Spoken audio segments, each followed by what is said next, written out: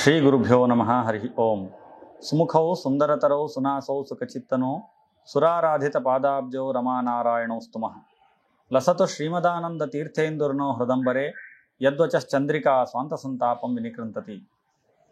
ಮಾರ್ಗಶೀರ್ಷ ಮಾಸದ ಶುಕ್ಲಪಕ್ಷದ ಏಕಾದಶಿಯನ್ನ ಜಗತ್ತಿನೆಲ್ಲೆಡೆ ಗೀತಾ ಜಯಂತಿ ಅಂತ ವಿಜೃಂಭಣೆಯಿಂದ ಆಚರಣೆ ಮಾಡ್ತಾರೆ. ಗೀತಾ ಜಯಂತಿ ದಿನ ಏನು ಮಾಡಬೇಕು? ಉಪವಾಸವಂತೂ ಮಾಡ್ತೇವೆ ಎಲ್ಲರೂ ಕೂಡ ಶ್ರದ್ಧೆಯಿಂದ. ಅದೇ ರೀತಿಯಾಗಿ ನಮ್ಮ ಬುದ್ಧಿಗೂ ಕೂಡ ಕೆಲಸ ಕೊಡಬೇಕು. ಅವತ್ತು ಗೀತೆಯ ಅರ್ಥಾನುಸಂಧಾನ ಮಾಡಬೇಕು. ಆ ಅರ್ಥಾನುಸಂಧಾನ ಮಾಡುವುದರಿಂದಾಗಿ ನಮಗೆ ಏನು ಪುಣ್ಯ ಸಿಗುತ್ತೆ, ಅದರಿಂದ ಗೀತಾ ಜಯಂತಿ ದಿನ ಪರಮಾತ್ಮನ ವಿಶೇಷ ಪ್ರಸನ್ನನಾಗ್ತಾನಂತೆ. ಆ ದೃಷ್ಟಿಯಿಂದ ನಮ್ಮ ಭಕ್ತಿಸುಧಾ ವಾಹಿನಿಯಲ್ಲಿ ಗೀತೆಯ ಜ್ಞಾನದ ಅರ್ಜನೆಯ ನಿಮಿತ್ತವಾಗಿ ಸಂವಾದ ರೂಪದಲ್ಲಿ ಗೀತೆಯ 10ನೇ ಅಧ್ಯಾಯದ ಸಾರವನ್ನು ನಾವು ಕೊಡಬೇಕು ಅಂತ ತೀರ್ಮಾನ ಮಾಡಿದ್ದೇವೆ. ಭಗವದ್ಗೀತೆಯು ಕೂಡ ಸಂವಾದ ರೂಪದಲ್ಲೇ ಇರೋದು. ಹಾಗಾಗಿ 10ನೇ ಅಧ್ಯಾಯದ ಸಾರವನ್ನು ಕೂಡ ಈಗ ಸಂವಾದ ರೂಪದಲ್ಲೇ ನಾವು ಪ್ರಸ್ತುತಪಡಿಸ್ತೇವೆ. ಆ ಸಂವಾದದಲ್ಲಿ ಪೃಚ್ಛಕರಾಗಿ ನಮ್ಮ ಜೊತೆಗೆ ವ್ಯಾಸತೀರ್ಥ ವಿದ್ಯಾಪೀಠದ ವಿದ್ವಾಂಸರಾದ ಅಧ್ಯಾಪಕರಾದ ಪ್ರಣವಾಚಾರ್ಯ ಜೊತೆಗಿದ್ದಾರೆ. ಅವರ ಪ್ರಶ್ನೆಗಳಿಗೆ ನನ್ನ ಉತ್ತರದ ರೂಪದಲ್ಲಿಯ ಗೀತಾ ಸಾರವನ್ನ ಈಗ ನೋಡೋಣ.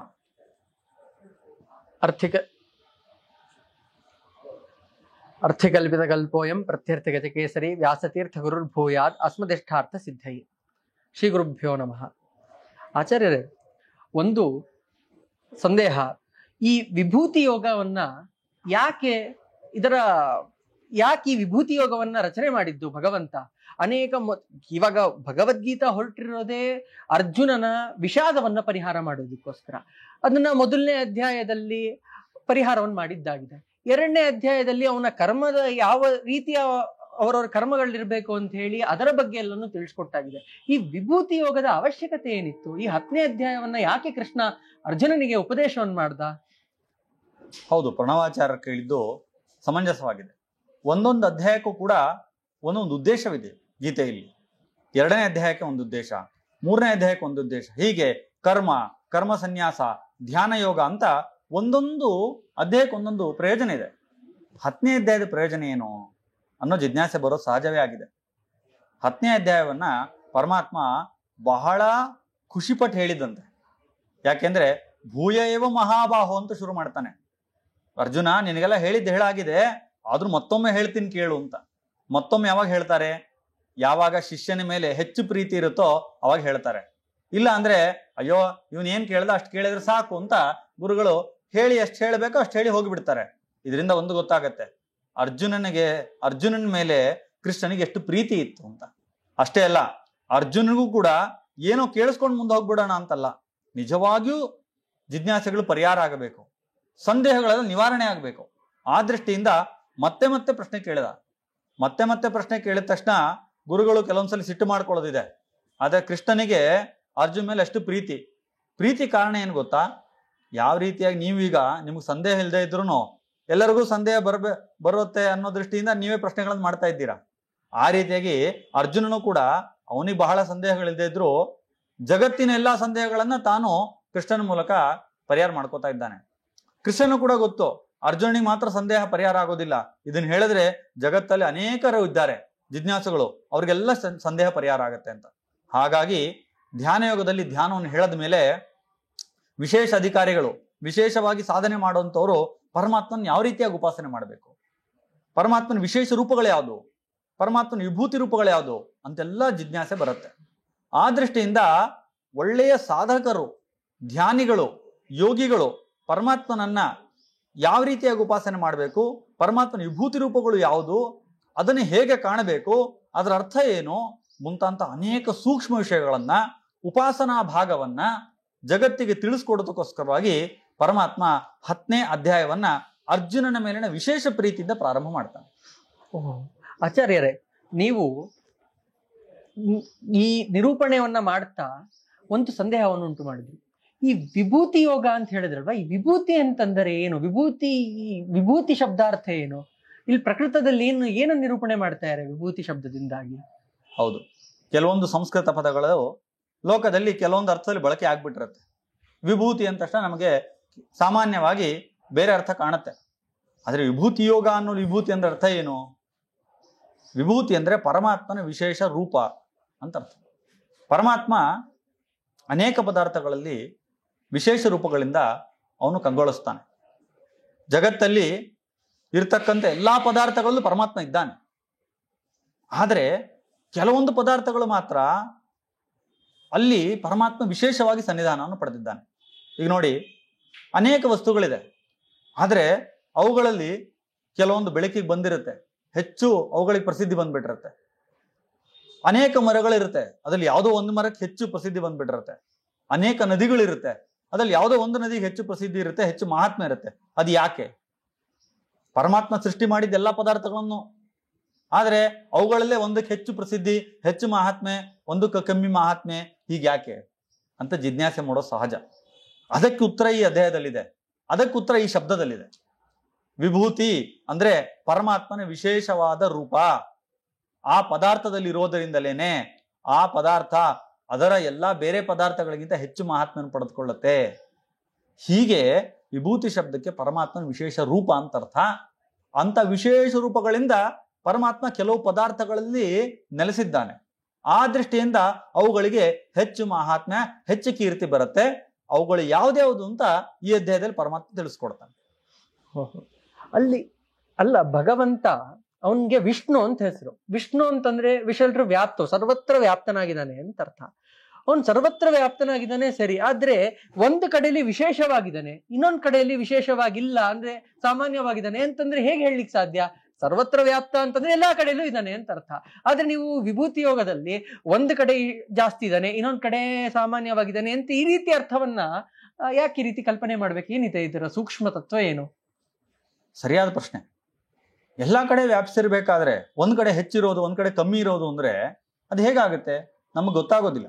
ಗಾಳಿ ಎಲ್ಲ ಕಡೆ ಇದೆ ಅಂದ್ರೆ ಎಲ್ಲ ಕಡೆ ಇದೆ ಅಂತ ಅರ್ಥ ಅಷ್ಟೇ. ಒಂದ್ ಕಡೆ ಗಾಳಿ ಜಾಸ್ತಿ ಇದೆ, ಒಂದ್ ಕಡೆ ಕಮ್ಮಿ ಗಾಳಿ ಇದೆ ಅಂತ ಹೇಳಕ್ ಆಗುತ್ತೆ ಅಂತ ಅನಿಸುತ್ತೆ. ಆದ್ರೆ ಸೂಕ್ಷ್ಮ ಏನು? ಪರಮಾತ್ಮ ಎಲ್ಲ ಕಡೆ ಇದ್ದಾನೆ. ಕೆಲವೊಂದು ಕಡೆ ವಿಶೇಷವಾಗಿ ತನ್ನ ರೂಪವನ್ನು ಅಭಿವ್ಯಕ್ತಿಗೊಳಿಸ್ತಾನೆ. ಆ ಅಭಿವ್ಯಕ್ತಿ ವಿಶೇಷವಾಗಿ ಗೊಳಿಸಿದಾಗ ಅದನ್ನ ವಿಭೂತಿ ರೂಪ ಅಂತ ಕರಿತೀವಿ. ಇದು ಸಹಜವಾಗಿ ಹೇಳಿದ್ರೆ ಗೊತ್ತಾಗೋದಿಲ್ಲ. ಈಗಿನ ಜನಗಳಿಗೆ ಈಗಿನ ದೃಷ್ಟಾಂತಗಳನ್ನು ಕೊಟ್ಟು ಹೇಳಬೇಕು. ಎಲ್ಲರ ಹತ್ರ ಕೂಡ ಮೊಬೈಲ್ ಇರುತ್ತೆ, ಎಲ್ಲ ಕಡೆಯೂ ಕೂಡ ತರಂಗಾಂತರಗಳಿರುತ್ತೆ. 4G 5G ತರಂಗಗಳೆಲ್ಲ ಇರುತ್ತೆ. ಒಬ್ರದ್ದು 8,000 ರೂಪಾಯಿ ಮೊಬೈಲು, ಒಬ್ರದ್ದು 10,000 ರೂಪಾಯಿ ಮೊಬೈಲು, ಒಬ್ರದ್ದು 25,000 ರೂಪಾಯಿ ಮೊಬೈಲು, ಒಬ್ರದ್ದು ಯಾವುದೇ ಆ್ಯಪಲ್ ಇರಬಹುದು. ತರಂಗಗಳೆಲ್ಲ ಗಾಳಿಯಲ್ಲೇ ಇರೋದು, ಆಕಾಶದಲ್ಲೇ ಇರೋದು. ಆದರೆ ಅವುಗಳನ್ನು ಗ್ರಹಣ ಮಾಡುವಂತಹ ಕೆಪಾಸಿಟಿ, ಸಾಮರ್ಥ್ಯ ಒಂದೊಂದು ಮೊಬೈಲ್ಗೆ ಒಂದೊಂದು ರೀತಿ ಇರುತ್ತೆ. ಯಾಕಿರುತ್ತೆ?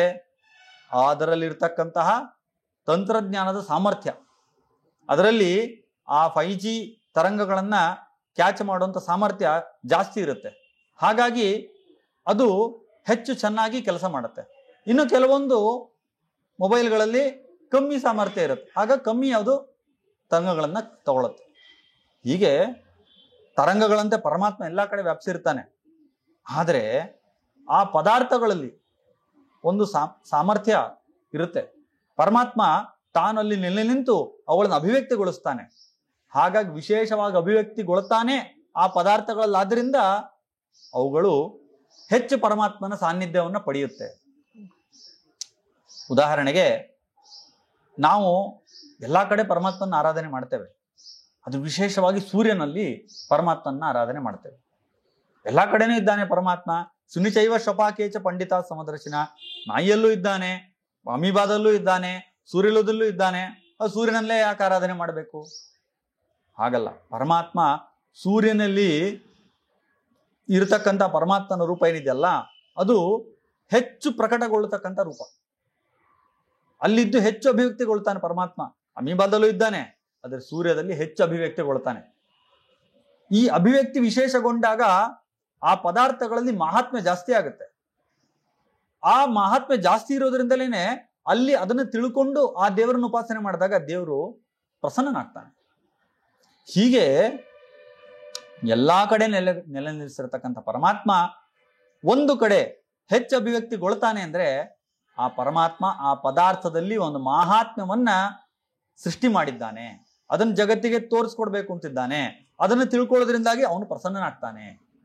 ಈ ಭಾವದಿಂದ ನಾವು ವಿಭೂತಿ ಯೋಗದ ಅಧ್ಯಯನವನ್ನು ಮಾಡಿದರೆ ನಮ್ಮ ಅನೇಕ ಸೂಕ್ಷ್ಮವಾದ ವಿಷಯಗಳನ್ನ ಗ್ರಹಿಸಲಿಕ್ಕೆ ಅವಕಾಶ ಆಗುತ್ತೆ.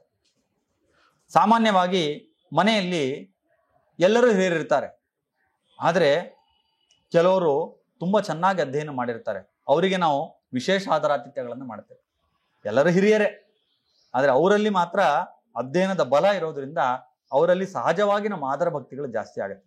ಹೀಗೆ ಅನೇಕ ಪದಾರ್ಥಗಳು, ಒಳ್ಳೊಳ್ಳೆ ಪದಾರ್ಥಗಳೇ ಇರ್ತವೆ, ಅಂದ್ರೆ ಪರಮಾತ್ಮನ ಅಭಿವ್ಯಕ್ತಿ ಜಾಸ್ತಿ ಆಗೋದ್ರಿಂದಾಗಿ ಅಲ್ಲಿ ಹೆಚ್ಚು ಆದರವನ್ನ ನಾವು ಮಾಡಿ ಪರಮಾತ್ಮನಿಗೆ ಸಂತೋಷಗೊಳಿಸೋದೇ ಈ ವಿಭೂತಿ ಯೋಗದ ಉಪಾಸನೆಯ ಮರ್ಮವಾಗಿದೆ.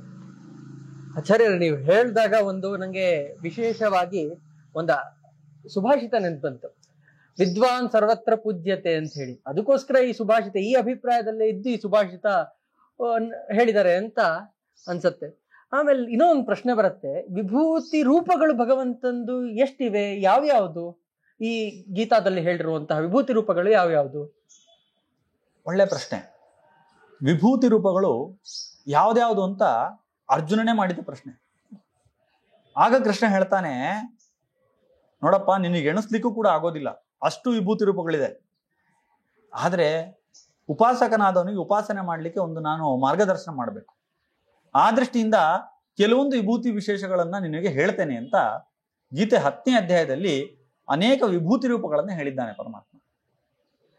ಅವುಗಳಲ್ಲಿ ವಿಭೂತಿ ಅನ್ನುವಂತಹ ಈ ರೂಪದ ಕೆಲಸ ಏನು ಅನ್ನೋದನ್ನ ಶ್ರೀಮದಾಚಾರ್ಯರು ತುಂಬಾ ಚೆನ್ನಾಗಿ ವಿವರಣೆ ಕೊಟ್ಟಿದ್ದಾರೆ. ಅವ್ರು ಗೀತಾ ತಾತ್ಪರ್ಯದಲ್ಲಿ ಹೇಳ್ತಾರೆ, ಯೇಷಾಂ ವಿಷ್ಣು ಸ್ವರೂಪಾಣಾಂ ಸನ್ನಿಧೇರ್ ಅನ್ಯ ವಸ್ತುಷು ವಿಶಿಷ್ಟತ್ವಂ ಸಜಾತೆ ಸ್ಯಾತ್ ವಿಭೂತ್ಯಾಖ್ಯಾನಿ ತಾನಿತು. ನೋಡಿ, ಒಂದು ಪದಾರ್ಥಗಳಲ್ಲಿ ಇಲ್ದೇ ಇರತಕ್ಕಂಥ ವೈಶಿಷ್ಟ್ಯ ಇನ್ನೊಂದು ಪದಾರ್ಥಗಳಲ್ಲಿ ತಂದು ಕೊಡ್ತಾ ಇದ್ದಾನೆ ಪರಮಾತ್ಮ. ಯಾವ ರೂಪದಿಂದ? ಆ ರೂಪವನ್ನೇ ವಿಭೂತಿ ರೂಪ ಅಂತ ಕರಿತೇವೆ. ವಿಶೇಷ ಹೇಗ್ ಬರುತ್ತೆ ಅಂದ್ರೆ, ನಮ್ಮಲ್ಲಿ ಸಾಮಾನ್ಯವಾಗಿ ವಿಶೇಷ ಹೇಗ್ ಬರುತ್ತೆ? ಸಮಾನವಾಗಿ ಕೆಲಸ ಮಾಡುವವರಲ್ಲಿ ಒಬ್ಬ ಒಳ್ಳೆ ಹೆಸರು ಪಡಿತಾನೆ, ಅದು ವಿಶೇಷ, ಅವರಲ್ಲಿರ್ತಕ್ಕಂಥ ವಿಶೇಷ. ಆ ರೀತಿಯಾಗಿರ್ತಕ್ಕಂಥ ಒಂದು ವಿಶೇಷವನ್ನು ತಂದು ಕೊಡ್ತಾನೆ ಕೆಲವೊಂದ್ಸಲಿ. ಇನ್ನು ಕೆಲವೊಂದ್ಸಲಿ ಒಂದು ಗುಂಪಿರುತ್ತೆ, ಸಮಾನವಾರಿದ್ರೂ ಕೂಡ ಸಮಾನರಲ್ಲೇ ಒಂದು ಗುಂಪಿರುತ್ತೆ, ಆ ಗುಂಪಲ್ಲಿ ಅವರು ಒಳ್ಳೆ ಹೆಸರನ್ನ, ಕೀರ್ತಿಯನ್ನ, ಮಹಾತ್ಮೆ ಅಂತ ತಂದ್ಕೊಡ್ತಾನೆ. ಇನ್ನೊಂದು ಸಲಿ ಇಬ್ರು ಬೇರೆ ಬೇರೆ ಕ್ಯಾಟಗರಿಯಲ್ಲಿ ಇರ್ತಾರೆ, ಭಿನ್ನವಾಗಿರ್ತಕ್ಕಂತಹ ಗುಣಧರ್ಮಗಳನ್ನು ಹೊಂದಿರ್ತಾರೆ, ಆದ್ರೆ ಅವರನ್ನು ನಿಯಮನ ಮಾಡ್ತಾ ಇರ್ತಾರೆ. ಆ ನಿಯಮನ ಮಾಡ್ತಕ್ಕಂಥ ಸಾಮರ್ಥ್ಯ ಹೇಗ್ ಬಂತು? ಅದು ಪರಮಾತ್ಮ ವಿಭೂತಿ ಅಂಶದಿಂದ ಬಂತು. ಹೀಗೆ ಅನೇಕ ರೀತಿಯಿಂದ ಪರಮಾತ್ಮ ವಿಭೂತಿ ರೂಪಗಳು ಕೆಲಸ ಮಾಡುತ್ತೆ. ದೃಷ್ಟಾಂತಗಳನ್ನು ನೋಡಿದ್ರೆ ಗೊತ್ತಾಗುತ್ತೆ ಚೆನ್ನಾಗಿ. ಉದಾಹರಣೆಗೆ ಗೀತೆಯಲ್ಲಿ ಪರಮಾತ್ಮ ಹೇಳ್ತಾನೆ, ಜ್ಯೋತಿಷಾಂ ರವಿಹಿ ಅಂತ ಹೇಳ್ತಾನೆ. ಯಾವ್ಯಾವುದು ಬೆಳಕನ್ನು ಕೊಡ್ತಕ್ಕಂಥ ಪದಾರ್ಥಗಳಿದೆಯೋ ಅವುಗಳಲ್ಲಿ ನಾನು ರವಿ ಆಗಿದ್ದೇನೆ. ಅಂದ್ರೆ ರವಿ ಸೂರ್ಯ, ಬೆಳಕನ್ನು ಕೊಡ್ತಕ್ಕಂಥ ಪದಾರ್ಥಗಳು ಅನೇಕ ಇದೆ, ನಕ್ಷತ್ರ, ಚಂದ್ರ, ಅಗ್ನಿ, ಮಿಂಚು ಮುಂತಾದ ಅನೇಕ ಪದಾರ್ಥಗಳಿದೆ. ಆದ್ರೆ ಅವುಗಳಲ್ಲಿ ಪರಮಾತ್ಮ ಎಲ್ಲಿದ್ದಾನೆ? ಸೂರ್ಯನೆಲ್ಲಿದ್ದಾನೆ? ರವಿ ಆಗಿದ್ದಾನೆ. ರವಿ ಅಂದ್ರೆ ಏನು? ಅದು ಪರಮಾತ್ಮನ ಹೆಸರು, ಅದೊಂದು ರೂಪ, ಅದೊಂದು ಬರೀ ಹೆಸರು ಅಲ್ಲ, ಆ ರೂಪ. ಆ ರವಿ ಅನ್ನುವ ರೂಪದಿಂದ ಸೂರ್ಯನಲ್ಲಿ ಪರಮಾತ್ಮ ನೆಲೆಸ್ತಾನೆ. ಸುಮ್ಮನೆ ಏನೋ ಹೆಸರಿಟ್ಟು ಬಿಡೋದಿಲ್ಲ, ರವಿ ಅನ್ನೋದಕ್ಕೆ ಅರ್ಥನೂ ಇದೆ. ರವತೆ, ಪರಮಾತ್ಮನ ಎಲ್ಲರೂ ರವಿ ಶಬ್ದೆ ಅಂತ ಧಾತು. ಎಲ್ಲರೂ ಕೂಡ ಪರಮಾತ್ಮನ ಕೊಂಡಾಡ್ತಾರೆ. ಯಾರನ್ನ ಎಲ್ಲರೂ ಕೊಂಡಾಡ್ತಾರೋ ಅವನು ರವಿ. ಯಾಕೆ ಯಾಕೆ ಅವನು ಕೊಂಡಾಡ್ತಾನೆ ಅನ್ನೋ ಅರ್ಥದಲ್ಲಿ ರೂಪವನ್ನು ತಗೊಂಡಿದ್ದಾನೆ ಅಂದ್ರೆ, ಯಾರು ಬೇಕಿದ್ರೆ ನೋಡಿ, ಜಗತ್ತಲ್ಲಿ ಸೂರ್ಯನ ಅವಶ್ಯಕತೆ ಇದ್ದೇ ಇದೆ. ನಮ್ಮ ಉಪನಿಷತ್ತುಗಳನ್ನು ನೋಡಿದಾಗ ಷಟ್ಪ್ರಶ್ನ ಉಪನಿಷತ್ತಲ್ಲಿ ಸ್ಪಷ್ಟವಾಗಿ ಹೇಳಿದ್ದಾರೆ, ಸೂರ್ಯನಲ್ಲಿ ಪ್ರಾಣನಿರ್ತಾನೆ, ಪ್ರಾಣನಲ್ಲಿ ಪರಮಾತ್ಮನಿದ್ದು ಈ ಜಗತ್ತಿನ ಸಕಲ ನಿಯಮನವನ್ನು ಮಾಡ್ತಾನೆ. ಈ ಸೂರ್ಯ ಇಲ್ಲ ಅಂತಾದ್ರೆ ನಮಗೆ ಎನರ್ಜಿನೇ ಇರೋದಿಲ್ಲ, ಪ್ರಾಣವೇ ಇರೋದಿಲ್ಲ. ಸೂರ್ಯ ಕಮ್ಮಿ ಆದಂಗೆ ನಮ್ಮ ಪ್ರಾಣ ಕಮ್ಮಿ ಆಗ್ತಾ ಇದ್ದಂಗೆ ಬರುತ್ತೆ. ಅದಕ್ಕೆ ಕಾರಣ ಏನು? ಆ ರವಿ. ಹಾಗಾಗಿ ಎಲ್ಲರೂ ಜಗತ್ತಲ್ಲಿ ಸೂರ್ಯನನ್ನ ಅವಲಂಬಿಸಲೇಬೇಕು. ಸೂರ್ಯನ ಕಿರಣಗಳಿಲ್ಲ ಅಂತಾದ್ರೆ ನಮ್ಮ ಪದಾರ್ಥಗಳೇ ಹುಟ್ಟೋದಿಲ್ಲ, ಅಕ್ಕಿ ಬೇಳೆಗಳು ಹುಟ್ಟೋದಿಲ್ಲ. ಅವುಗಳ ಬೆಳವಣಿಗೆ ಆಗಬೇಕು ಅಂದ್ರೆ, ಅವುಗಳಲ್ಲಿ ಆ ಪತ್ರಹರಿತ ಮುಂತಾದ ಗುಣಗಳು ಬರಬೇಕು ಅಂದ್ರೆ ಸೂರ್ಯನ ಕಿರಣಗಳು ಬೇಕೇ ಬೇಕು. ಹಾಗಾದ್ರೆ ಎಲ್ಲರೂ ಸೂರ್ಯನು ಬೇಕು ಅಂತ ಗುಣಗಾನ ಮಾಡೋರೆ. ಆ ಗುಣಗಾನಕ್ಕೆ ಮೂಲ ನೆಲೆ ಯಾರು? ಈ ಜಡವಾದ ಸೂರ್ಯನೋ? ಅಲ್ಲ. ಆ ಸೂರ್ಯನ ಒಳಗಿದ್ದು ಆ ಸೂರ್ಯನನ್ನೂ ನಿಯಮನ ಮಾಡ್ತಕ್ಕಂತಹ, ಸೂರ್ಯನಿಗೆ ಆ ಶಕ್ತಿಯನ್ನ ಕೊಟ್ಟಿರ್ತಕ್ಕಂಥ ರವಿ ಆಗಿರ್ತಕ್ಕಂಥ ಪರಮಾತ್ಮ. ಹಾಗಾಗಿ ಪರಮಾತ್ಮ ಹೇಳ್ದ ಜ್ಯೋತಿಷಾಂ ರವಿಹಿ.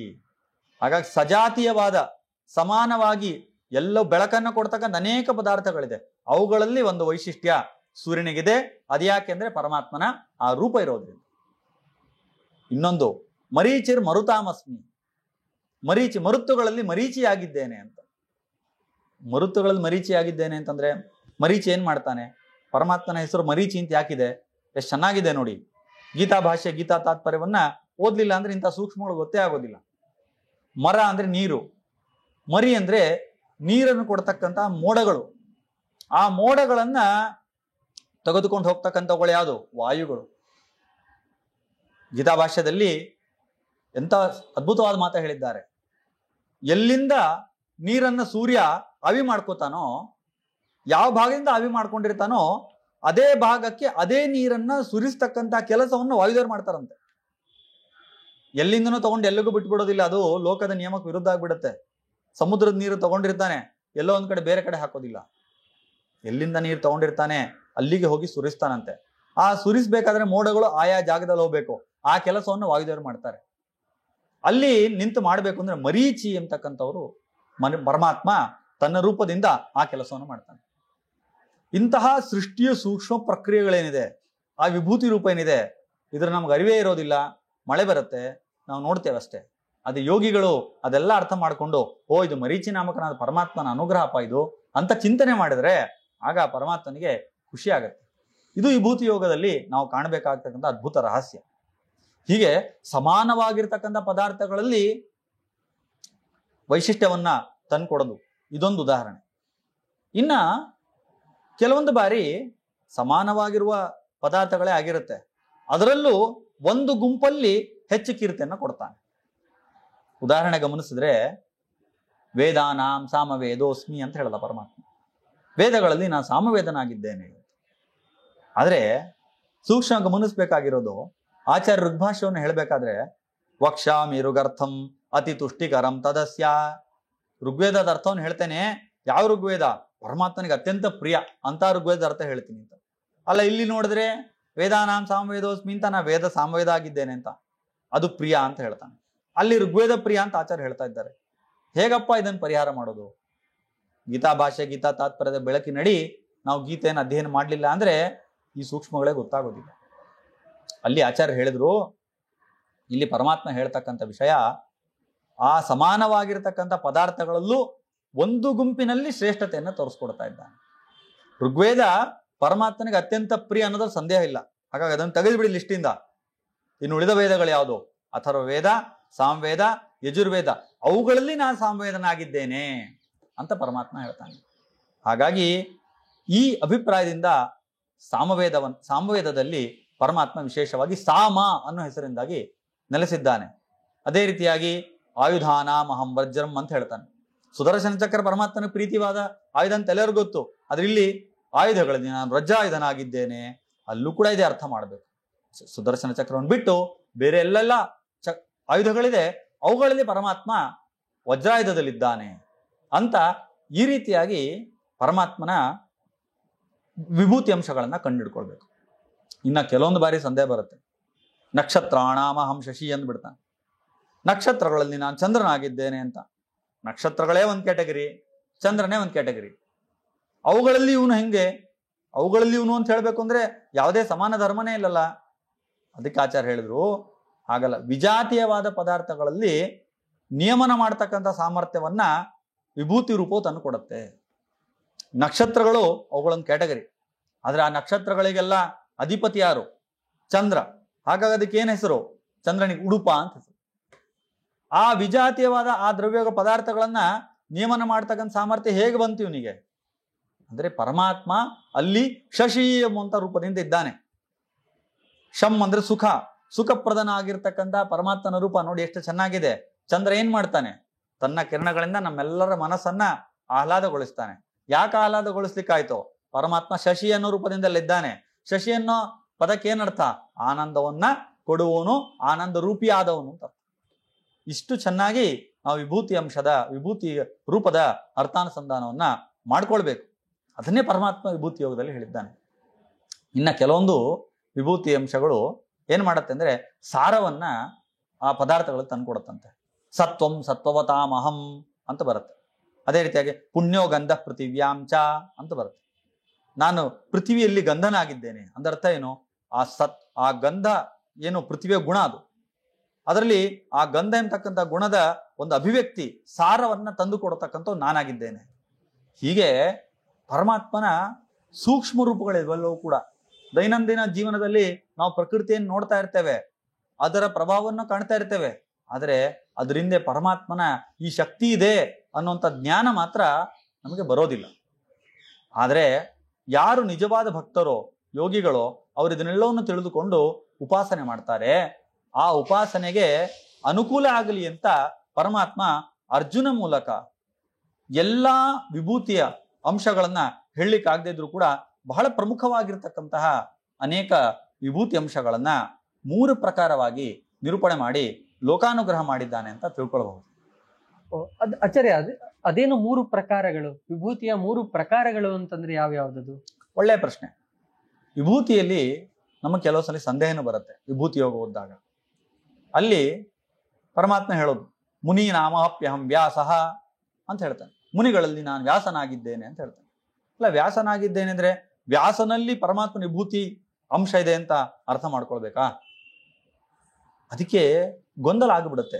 ಗೀತೆಯನ್ನು ಓದಿದಾಗ ನಾವು ಉಪದೇಶ ಗುರುಗಳ ಹತ್ರ ಆಗಬೇಕಾಗತ್ತೆ ಸಂದರ್ಭದಲ್ಲಿ. ಇಲ್ಲಾಂದ್ರೆ ಶ್ಲೋಕವನ್ನ ಹೇಗಿದೆಯೋ ಹಾಗೆ ಓದ್ಬಿಟ್ರೆ ನಮಗೇನು ಅರ್ಥ ಆಗೋದಿಲ್ಲ. ಅದಕ್ಕೆ ಶ್ರೀಮದ್ ಆಚಾರ್ಯ ಹೇಳಿದ್ರು, 2 ರೀತಿಯಾದ ವಿಭೂತಿ ರೂಪಗಳಿದೆಯಪ್ಪ. ದ್ವಿಧಂ ವೈಭವಂ ರೂಪಂ ಪ್ರತ್ಯಕ್ಷಂ ಚ ತಿರೋಹಿತಂ. ಪ್ರತ್ಯಕ್ಷ ವಿಭೂತಿ ರೂಪ ಅಂತ ಒಂದಿದೆ, ತಿರೋಹಿತ ವಿಭೂತಿ ರೂಪ ಅಂತ ಒಂದಿದೆ. ಪ್ರತ್ಯಕ್ಷ ಅಂದ್ರೆ ಪರಮಾತ್ಮನ ಸಾಕ್ಷಾತ್ ರೂಪವೇ ಅದು. ಮುನೀನಾಮಪ್ಯಹಂ ವ್ಯಾಸಃ, ವ್ಯಾಸ ಪರಮಾತ್ಮನ ಸಾಕ್ಷಾತ್ ರೂಪ, ಸಹಜ ವಿಭೂತಿ ಅದು. ಅದರೊಳಗಡೆ ಪರಮಾತ್ಮ ಇನ್ನೊಂದು ರೂಪ ಇದೆ ಹಾಗೆಲ್ಲ ಚಿಂತನೆ ಮಾಡಬಾರ್ದು. ಅದೇ ಒಂದು ರೂಪ, ಪರಮಾತ್ಮನ ರೂಪ. ಅದೇ ರೀತಿ ಸಿದ್ಧಾನಾಂ ಕಪಿಲ, ಸಿದ್ಧರಲ್ಲಿ ನಾನು ಕಪಿಲನಾಗಿದ್ದೇನೆ. ಕಪಿಲ ಅನ್ನೋದೇ ಪರಮಾತ್ಮನ ರೂಪ, ಅದೇ ಸಹಜ ವಿಭೂತಿ. ಇದು ಬೇರೆ, ಪರಮಾತ್ಮನ ಇದು ವಿಭೂತಿ ರೂಪಗಳು ಬೇರೆ. ಇನ್ನ ತಿರೋಹಿತ ಅಂದ್ರೆ ಅರ್ಜುನ ಕೇಳಿದ ಪ್ರಶ್ನೆ ಏನು? ಎಲ್ಲಿ ಯಾವ್ಯಾವ ಪದಾರ್ಥಗಳಲ್ಲಿ ನೀನು ವಿಶೇಷ ಅಭಿವ್ಯಕ್ತಿಗೊಂಡು ಇದ್ದೀಯಾ ಅಂತ ಪ್ರಶ್ನೆಗೆ ಉತ್ತರ ಕೊಡ್ಬೇಕಾದ್ರೆ ತಿರೋಹಿತ ರೂಪವನ್ನು ಹೇಳ್ತಾನೆ. ಅಂದ್ರೆ ಪದಾರ್ಥಗಳಲ್ಲಿ ಅವುಗಳ ಮಾಹಾತ್ಮ್ಯ, ಅವುಗಳ ಶ್ರೇಷ್ಠತ್ವ ಮುಂತಾದವುಗಳನ್ನ ಅಭಿವ್ಯಕ್ತಿಗೊಳಿಸ್ಲಿಕ್ಕೋಸ್ಕರವೇ ತಾನು ಇರ್ತಕ್ಕಂಥ ರೂಪಗಳನ್ನ ತಿರೋಹಿತ ರೂಪ ಅಂತ ಕರಿತೀವಿ. ಅವುಗಳೆಲ್ಲ ಇದು ಶಂಕರಶ್ಚಾಸ್ಮೃದ್ರಾಣಾಂ ಅಂತ ಹೇಳ್ತಾನೆ, ನದೀನಾಂಚ ಜಾಹ್ನವಿ ಅಂತ ಹೇಳ್ತಾನೆ, ಯಜ್ಞಾನಾಂ ಜಪಯಜ್ಞೋಸ್ಮಿ ಅಂತ ಹೇಳ್ತಾನೆ, ಸ್ಥಾವರಾಣಾಂ ಹಿಮಾಲಯ ಅಂತ ಹೇಳ್ತಾನೆ, ಅಶ್ವತ್ಥಃ ಸರ್ವವೃಕ್ಷಾಣಾಂ ಅಂತ ಹೇಳ್ತಾನೆ. ಎಲ್ಲಾ ವೃಕ್ಷಗಳಿದೆ. ಅಶ್ವತ್ಥಕ್ಕೆ ಅಷ್ಟು ಮಹಾತ್ಮೆ ಯಾಕೆ? ಅಲ್ಲಿ ಅಶ್ವತ್ಥ ಅನ್ನುವಂಥ ಒಂದು ರೂಪದಿಂದ, ಹಯವದನನ ರೂಪದಿಂದ ಅಲ್ಲಿ ಪರಮಾತ್ಮ ಇದ್ದಾನೆ.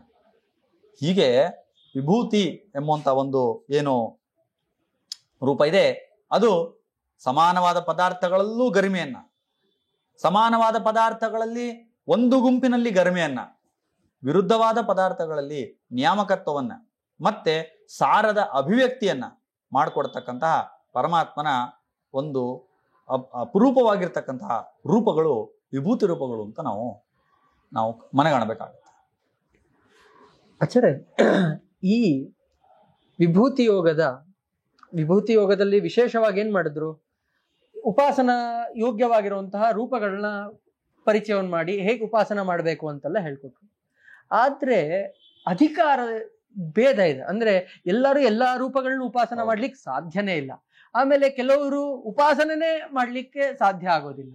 ಅಂಥವರಿಗೆ ಈ ವಿಭೂತಿ ಯೋಗ ರೂಪ 10ನೇ ಅಧ್ಯಾಯ ಏನ್ ಸಂದೇಶ ಕೊಡ್ತಾ ಇದೆ? ಅವರು ಈ ಗೀತಾವನ್ನ ಏನವರು ಹೇಗೆ ಅವ್ರ ಅರ್ಥವನ್ನು ಮಾಡ್ಕೊಳ್ಬೇಕು ಇದನ್ನ? ಒಳ್ಳೆಯ ಪ್ರಶ್ನೆ.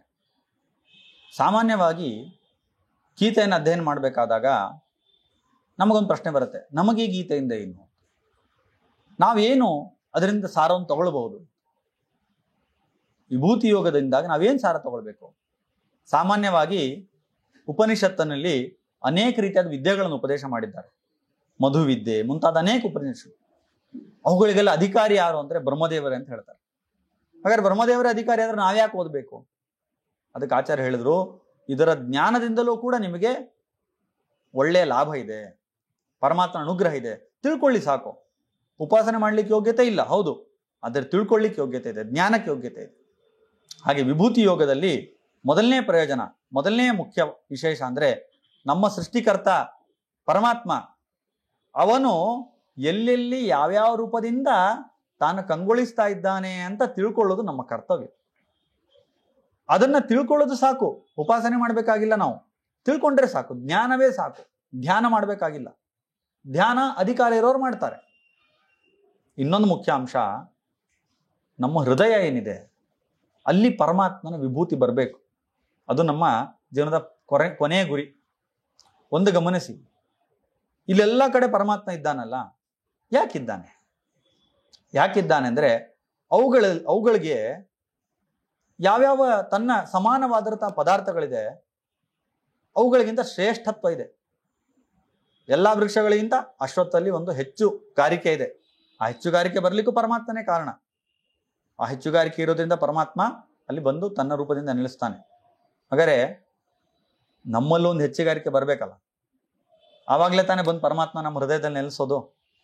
ಹೆಚ್ಚುಗಾರಿಕೆ ಹೆಂಗ್ರಿ?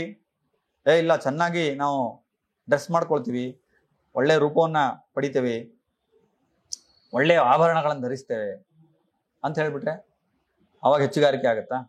ಪರಮಾತ್ಮನೇ ಹೇಳ್ತಾನೆ, ಅವೆಲ್ಲ ನನಗೇನು ಪ್ರಯೋಜನ ಇಲ್ಲ, ನಾನು ಏನು ಕೇಳ್ತೇನೆ ಅದಿದ್ರೆ ಹೆಚ್ಚುಗಾರಿಕೆ, ಇಲ್ಲ ಅಂದ್ರೆ ಇಲ್ಲ. ಏನು ಹೆಚ್ಚುಗಾರಿಕೆ? ಪರಮಾತ್ಮನಿಗೆ ಬೇಕಾಗಿರೋ ಹೆಚ್ಚುಗಾರಿಕೆ ಏನು? ಶ್ರದ್ಧೆ, ಭಕ್ತಿ. ಅದೇ ಪರಮಾತ್ಮ ಹೇಳಿದ, ಪತ್ರಂ ಪುಷ್ಪಂ ಫಲಂ ತೋಯಂ ಯೋ ಮೇ ಭಕ್ತ್ಯಾ ಪ್ರಯಚ್ಛತಿ ತದಹಂ ಭಕ್ತ್ಯುಪಹೃತಂ ಅಶ್ನಾಮಿ ಪ್ರಯತಾತ್ಮ. ನಮ್ಮ ಹೃದಯ ಅದು ಭಕ್ತಿಯಿಂದ ತುಂಬಿಕೊಂಡಿದ್ರೆ ಆಗ ಪರಮಾತ್ಮನಿಗೆ ಗೊತ್ತಾಗತ್ತೆ ಇವನಲ್ಲಿ ಹೆಚ್ಚುಗಾರಿಕೆ ಇದೆ, ಹಾಗಾಗಿ ಅಲ್ಲಿ ಬಂದು ನೆಲೆಸ್ತಾನೆ. ಇನ್ನೊಂದು ಮುಖ್ಯ, ನಮ್ಮ ಹೃದಯ ಒಂದು ಪಾತ್ರೆ ಇದ್ದ ಹಾಗೆ. ಪಾತ್ರೆಯಲ್ಲಿ ನಾವು ಹಾಲು ಹಾಕಬೇಕು ಅಂದ್ರೆ ಮೊದಲು ಪಾತ್ರೆ ತೊಳಿಬೇಕು. ತೊಳಿದೇ ಪಾತ್ರೆ ಹಾಕಿದ್ರೆ ಹಾಲು ಒಡೆದು ಹೋಗುತ್ತೆ, ಯಾವುದಕ್ಕೆ ಪ್ರಯೋಜನಕ್ಕೆ ಬರೋದಿಲ್ಲ. ಹಾಗೆ ನಮ್ಮ ಹೃದಯದಲ್ಲಿ ಪರಮಾತ್ಮ ಬಂದು ನೆಲೆಸ್ಬೇಕು ಅಂದ್ರೆ ಮೊದಲು ಹೃದಯವನ್ನು ಶುದ್ಧ ಮಾಡ್ಕೊಳ್ಬೇಕು. ಶುದ್ಧ ಮಾಡೋ ಪ್ರಕ್ರಿಯೆ ಏನು? ಅಲ್ಲಿ ಯಾವ ರೀತಿಯಾಗಿ ನಾವು ಅದನ್ನು ತೊಳಿತೇವೋ ನೀರಿನಿಂದ, ಇಲ್ಲೂ ಕೂಡ ನಾವು ನೀರಿನಿಂದ ತೊಳಿಬೇಕು. ಯಾವ ನೀರಿನಿಂದ ತೊಳಿಬೇಕು? ಜ್ಞಾನ, ಭಕ್ತಿ, ವೈರಾಗ್ಯ ಅಂತ ನೀರಿಂದ ಹೃದಯವನ್ನು ಸಂಪೂರ್ಣ ತೊಳಿಬೇಕು. ತೊಳೆದ್ರೆ ಪರಮಾತ್ಮ ಬಂದು ನೆಲೆಸ್ತಾನೆ. ಯಾಕೆಂದ್ರೆ ಪರಮಾತ್ಮನಿಗೆ ಶುದ್ಧವಾದ ಜಾಗ ಇಷ್ಟ ಅಂತೆ. ಹಾಗೆ 6ನೇ ಅಧ್ಯಾಯದಲ್ಲಿ ಪರಮಾತ್ಮ ಹೇಳಬೇಕಾದ್ರೆ ಮೊದಲು ಹೇಳೋದು ಶುಚೌದೇಶೇ ಪ್ರತಿಷ್ಠಾಪ್ಯ ಸ್ಥಿರಮಾಸನ ಮಾತ್ಮನಃ. ಹಾಗಾಗಿ ಜಪ ಮಾಡ್ಬೇಕಾದ್ರೆ, ಪೂಜೆ ಮಾಡ್ಬೇಕಾದ್ರೆ ಮೊದಲು ಮಾಡ್ಬೇಕಾಗಿರೋ ಕೆಲಸ ದೇವ್ರ ಕೋಣೆ ಕ್ಲೀನ್ ಮಾಡ್ಬೇಕು. ಗಲೀಜಾಗಿರೋ ದೇವ್ರ ಕೋಣೆಯಲ್ಲಿ ಪೂಜೆ ಮಾಡ್ತೀವಿ ಅಂದ್ರೆ ಪರಮಾತ್ಮ ಬಂದು ನೆಲೆಸೋದಿಲ್ಲ. ಹಾಗೆ ದೇಹವೇ ಆಗ್ಲಿ, ಪಿಂಡಾಂಡವೇ ಆಗ್ಲಿ, ಅಂಡಾಂಡವೇ ಆಗ್ಲಿ, ಬ್ರಹ್ಮಾಂಡವೇ ಆಗಲಿ, ಎಲ್ಲವೂ ಕೂಡ ಒಂದೇ. ಅಲ್ಲಿ ಶುದ್ಧವಿರಬೇಕು, ಇಲ್ಲೂ ಶುದ್ಧ ಇರಬೇಕು. ಹಾಗಾಗಿ ನಮ್ಮ ಈ ದೇಹ, ಅಂಡಾಂಡ, ಅದರ ಹೃದಯ ಭಾಗ ಶುದ್ಧವಾಗಿ ಕಂಗೊಳಿಸಿದ್ರೆ ಪರಮಾತ್ಮನ ವಿಭೂತಿ ರೂಪ ನಮ್ಮಲ್ಲೂ ಕೂಡ ಅಭಿವ್ಯಕ್ತಿ ಆಗುತ್ತೆ. ಯಾಕೆಂದ್ರೆ ಗೀತೆಯಲ್ಲಿ ಪರಮಾತ್ಮ ಕೊನೆಗಿದೆ ಅಧ್ಯಾಯದಲ್ಲಿ ಕೊನೆಗೆ ಒಂದು ಆಶ್ವಾಸನೆ ಕೊಟ್ಟಿದ್ದಾನೆ, ಯದ್ಯದ್ ವಿಭೂತಿ ಮತ್ಸತ್ವಂ ಶ್ರೀಮದುರ್ಜಿತಮೇವ ತತ್ತದೇವಾವಗಚ್ಚತ್ವ ಮಮ ತೇಜೋಂಶ ಸಂಭವಂ. ಹಾಗಾಗಿ ಆ ರೀತಿಯ ಹೃದಯವನ್ನ, ನಮ್ಮ ವ್ಯಕ್ತಿತ್ವವನ್ನ ನಿರ್ಮಾಣ ಮಾಡ್ಕೋಬೇಕು. ಮಕ್ಕಳು ಬರ್ತಾರೆ, ನಾವೇನಾದ್ರೂ ಗದರಿಸಿ ಪದರಿಸಿ ಮಾಡಿದ್ರೆ ಓಡೋಗ್ಬಿಡ್ತಾರೆ. ಅದೇ ಅವ್ರಿಗೆ ಇಷ್ಟವಾಗುವಂತ ಪದಾರ್ಥಗಳನ್ನು ಕೊಟ್ರೆ ಚೆನ್ನಾಗಿ ಪ್ರೀತಿಯಿಂದ ಕಾಣ್ತಾರೆ, ನಮ್ಮ ಹತ್ರ ಬರ್ತಾರೆ. ಹಾಗೆ ಪರಮಾತ್ಮನ್ನ ನಾವು ಪ್ರೀತಿಯಿಂದ ಕಾಣಬೇಕು, ಪರಮಾತ್ಮನನ್ನ ನಾವು ಶ್ರದ್ಧಾಭಕ್ತಿಯಿಂದ ಕಾಣಬೇಕು. ಅದಕ್ಕೆ ನಮ್ಮ ವ್ಯಕ್ತಿತ್ವ ನಿರ್ಮಾಣವನ್ನ ನಾವು ಮಾಡ್ಕೊಳ್ಬೇಕು. ಆ ದೃಷ್ಟಿಯಿಂದ ನಮಗೆ ಈ ವಿಭೂತಿ ಯೋಗ ಅನ್ನೋದು ತುಂಬಾ ಸಹಕಾರಿಯಾಗುತ್ತೆ. ಈ ಸಂದೇಶವನ್ನ ವಿಭೂತಿ ಯೋಗ ನಮಗೆ ಕೊಡುತ್ತೆ. ಮತ್ತಷ್ಟೇ ಅಲ್ಲ, ನಾವು ಕೇವಲ ಪರಮಾತ್ಮನ ತಿಳಿಬೇಕು ಅಂತ ಹೇಳಿ ಬರೀ ಗಲ್ಲ ಮುಟ್ಕೊಂಡು ನಮಸ್ಕಾರ ಮಾಡಿದ್ರೆ ಸಾಕಾಗೋದಿಲ್ಲ. ಅದನ್ನು ಶ್ರೀಮದಾಚಾರ್ಯ ಭಕ್ತಿ ಅಂತ ಏನು ಅಂತ ಕರೆದಿದ್ದಾರೆ, ಮಾಹಾತ್ಮ್ಯ ಜ್ಞಾನ ಪೂರ್ವಸ್ತು ಸುದೃಢ ಸರ್ವತೋಧಿಕ ಸ್ನೇಹ ಭಕ್ತಿ. ಪರಮಾತ್ಮನಲ್ಲಿ ಅತ್ಯಂತ ಅಚಲವಾದ ಸ್ನೇಹ ಇರಬೇಕು. ಸ್ನೇಹ ಅಂದ್ರೆ ಸುಮ್ಮನೆ ಸ್ನೇಹ ಇರೋದಲ್ಲ, ಜ್ಞಾನಪೂರ್ವಕವಾದ ಸ್ನೇಹ ಇರಬೇಕು. ಜ್ಞಾನ ಹೇಗೆ ಸಿಗುತ್ತ್ರಿ? ಜ್ಞಾನ ಹೀಗೆ ಸಿಗೋದು, ಪರಮಾತ್ಮನ ರೂಪಗಳು ಯಾವ ರೀತಿ ಇದೆ, ಅವನ ವಿಶೇಷ ರೂಪಗಳಲ್ಲಿ ನೆಲೆಸಿರುತ್ತವೆ, ಅದಕ್ಕೆ ಕಾರಣ ಏನು, ಇದೆಲ್ಲವನ್ನು ತಿಳ್ಕೊಳ್ಳೋದ್ರ ಮೂಲಕ ನಾವು ಜ್ಞಾನ ಸಂಪಾದನೆ ಮಾಡಿ ಆಗ ಅವನಲ್ಲಿ ಮಾಹಾತ್ಮ್ಯ ಜ್ಞಾನ ಬರುತ್ತೆ. ಆ ಮಾಹಾತ್ಮ್ಯ ಜ್ಞಾನ ಜೊತೆಗೆ ಕೂಡಿದಂತಹ ಸ್ನೇಹ ಇದೆಯಲ್ಲ, ಅದನ್ನೇ ಭಕ್ತಿ ಅಂತ ಕರಿತೇವೆ. ಅಂತ ಭಕ್ತಿಯಿಂದಲೇ ಮುಕ್ತಿ ಆಗೋದು. ಇಲ್ಲ ಆದ್ರೆ ಮುಕ್ತಿ ಆಗ್ಲಿಕ್ಕೆ ಸಾಧ್ಯ ಇಲ್ಲ. ಹಾಗಾಗಿ ವಿಭೂತಿ ಯೋಗ 3 ಅಂಶದಲ್ಲಿ ನಮಗೆ ಸಹಕಾರಿಯಾಗಿದೆ. ಒಂದು, ಪರಮಾತ್ಮ ನಮ್ಮಲ್ಲಿ ಬಂದು ನೆಲೆಸಬೇಕು, ಅದಕ್ಕೆ ಭಕ್ತಿ ಅಭಿವೃದ್ಧಿ ಆಗಬೇಕು, ಅದಕ್ಕೆ ಈ ರೂಪಗಳ ಜಿಜ್ಞಾಸೆ ಜ್ಞಾನ ಅದೆಲ್ಲವೂ ಕೂಡ ಕಾರಣ ಆಗುತ್ತೆ. ಇನ್ನೊಂದು, ಪರಮಾತ್ಮ ಬಂದು ನೆಲೆಸ್ಬೇಕು ಅಂದ್ರೆ ನಮ್ಮ ವ್ಯಕ್ತಿತ್ವ ಬದಲಾವಣೆ ಆಗಬೇಕು, ಅದಕ್ಕೆ ನಮ್ಮ ಭಕ್ತಿ ನಮ್ಮ ಜೊತೆಗಿರ್ಬೇಕು, ಅದಕ್ಕೂ ಕೂಡ ಸಂದೇಶವನ್ನ ಈ ವಿಭೂತಿ ಯೋಗ ಕೊಡುತ್ತೆ. ಕೊನೆಯದಾಗಿ ಕೇವಲ ಭಕ್ತಿ ಸಾಕಾಗೋದಿಲ್ಲ, ಜ್ಞಾನಪೂರ್ವಕವಾದ ಭಕ್ತಿ ಬೇಕು, ಅದನ್ನು ಕೂಡ ವಿಭೂತಿ ಯೋಗ ನಮಗೆ ತಿಳಿಸ್ಕೊಡುತ್ತೆ. ಹೀಗೆ ಅನೇಕ ಸ್ತರಗಳಲ್ಲಿ ವಿಭೂತಿ ಯೋಗದನ್ನ ನಾವು ಅನುಸಂಧಾನ ಮಾಡ್ಕೊಳ್ಬಹುದು. ಈ ಎಲ್ಲ ನಿಟ್ಟಿನಲ್ಲಿ ನಾವು ಆ ಅರ್ಥಾನುಸಂಧಾನ ಮಾಡಿಕೊಂಡು ಗೀತಾಚಾರ್ಯನ ಅನುಗ್ರಹಕ್ಕೆ ಪಾತ್ರ ಆಗೋ ಮೂಲಕವಾಗಿ ನಮ್ಮ ಜ್ಞಾನದಾಹವನ್ನ ನಾವು ತಣಿಸ್ಕೊಂಡಿದ್ದೆ ಆದಲ್ಲಿ ಅದು ನಮ್ಮ ಜೀವನದ ಪುಣ್ಯಕ್ಕೆ ಕಾರಣ ಆಗತ್ತೆ. ನಮ್ಮ ಸಾಧನೆಯ ಪಥದಲ್ಲಿ ಒಂದು ಒಳ್ಳೆಯ ಮಾರ್ಗವಾಗಿ ಅದೊಂದು ಪರಿವರ್ತನೆ ಆಗತ್ತೆ ಅಂತ ಹೇಳ್ತಾ ಈ ಒಂದು ಸಂವಾದವನ್ನ ನಾವು ಇಲ್ಲಿಗೆ ಮುಗಿಸ್ತಾ ಇದ್ದೇವೆ. ಈ ಸಂವಾದವಾದ ಜ್ಞಾನ ಕಾರ್ಯವನ್ನ ನಾವು ಈ ಭಕ್ತಿ ಸುಧಾ ಮಾಧ್ಯಮದಲ್ಲಿ NV ಪದ್ಮಾ ಅವರ ಸ್ಮರಣಾರ್ಥ ಕುಟುಂಬದವರು ನಡೆಸ್ಕೊಟ್ಟಿದ್ದಾರೆ. ಅವ್ರಿಗೂ ಕೂಡ ಗೀತಾಚಾರ್ಯನ ಅನುಗ್ರಹವನ್ನ ಪ್ರಾರ್ಥನೆ ಮಾಡ್ತಾ ಇದ್ದೇವೆ. ಶ್ರೀಕೃಷ್ಣ ಅರ್ಪಣಮಸ್ತು.